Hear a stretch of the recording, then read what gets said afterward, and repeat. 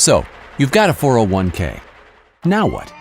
Even if you leave the heavy lifting to the brainiacs at Guided Choice, it's a good idea to know how investing works. And if you're the do-it-yourself type, you need to understand how to invest appropriately.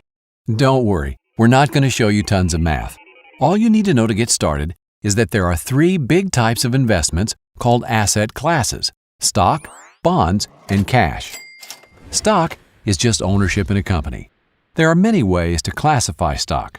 Two major ones are size, called market capitalization, or CAP, and company location. Each classification has its own typical level of risk. Large cap stocks include the 500 biggest companies in the U.S. Apple, Walmart, Disney, Ford, McDonald's. Ever heard of the S&P 500 or blue chips? Same thing.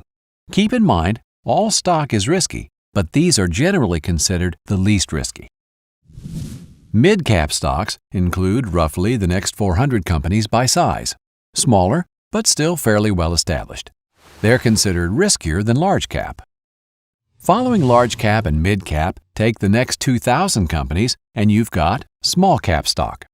While they have potential for greater growth, they also have the greatest risk. Then there's international stock, ownership in companies located in developed nations outside the U.S., like BMW in Germany and Sony in Japan. They carry about the same level of risk as U.S.-based large cap stocks. The highest level of risk is found with emerging market stock. This is stock in companies located in developing nations like India, Mexico, and Russia. There are two ways to make or lose money in the stock market. You see, when you own a stock, you actually own a piece of a company, and as the value of that company increases, the stock price goes up.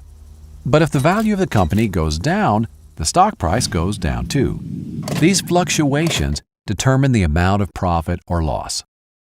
Another way to make money is when the company shares its yearly profit with you in the form of a dividend. Stock prices can go up or down dramatically for all kinds of reasons.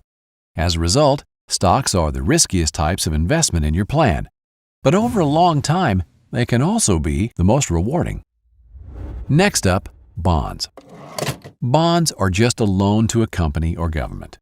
They borrow by selling a bond, which is simply a promise to repay the buyer in a fixed number of years at a fixed interest rate.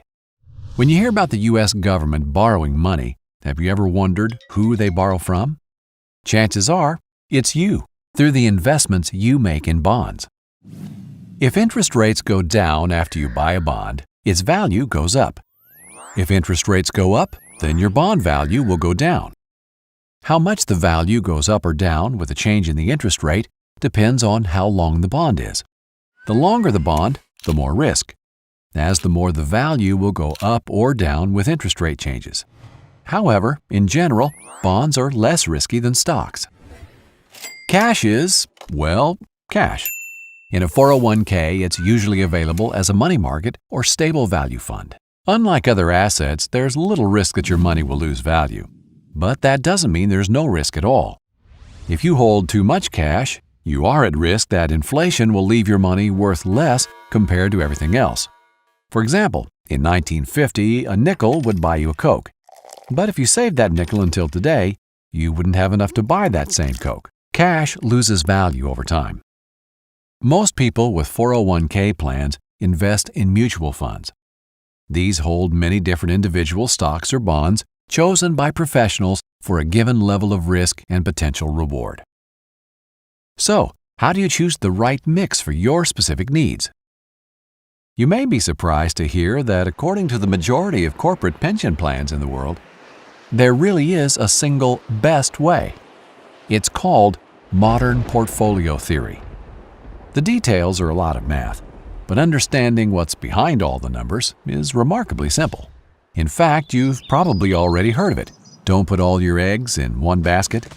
You balance risk and reward by holding lots of different types of investments. The technical term is diversification, and it's the name of the game in investing. So how do you do it right? Most of us understand that if we take more risk, we expect more return. Let's look at the math. The line shows us that for any given level of risk, we can expect a certain rate of return, More risk, more return. The challenge, as you may be aware, is that markets don't move in a straight line. They go up and down. The goal is to buy low and sell high.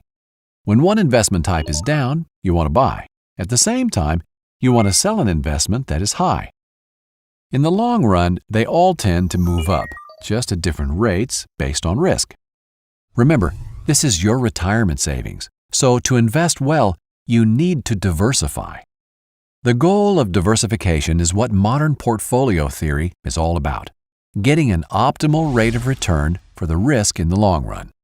To do that, you want to invest on what is known as the efficient frontier. The details of drawing the curve are just a lot of math. You could spend the spare hours of your days creating the efficient frontier on a very large spreadsheet, or you can let experts do it for you.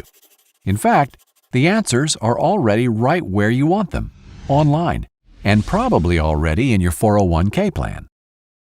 Guided Choice can give you personalized advice recommending a specific mix of stocks, bonds, and cash to reach your retirement income goal.